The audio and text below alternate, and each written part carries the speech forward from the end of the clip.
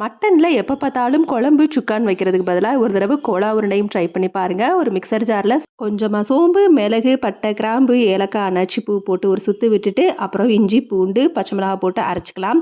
Cola உருண்டை கொத்துக்கறியில் தான் செய்யணும். அப்படி இல்லைனா மட்டனில் இந்த மாதிரி பீஸை எடுத்து அப்படியே ஒரு சுற்று விட்டுட்டு மிக்சர் ஜாரில் ஒரு பேனில் எண்ணெய் ஊற்றி நல்லா அதை வதக்கி விட்டுக்கோங்க. கொஞ்சம் தண்ணி இறங்கும். அதுக்கப்புறம் மஞ்சள், மிளகாய்த்தூள், மல்லித்தூள், தண்ணி இல்லாமல் அரைச்சி வச்ச அந்த மசால் பவுடர் அதையும் தேவையான அளவு உப்பும் போட்டு நல்லா கலந்து விட்டுக்கலாம். கொத்துக்கறி மாதிரி இருக்கிறதுனால உப்பு அளவாக போட்டாலே போதும், நல்லா உப்பு பிடிச்சிரும்.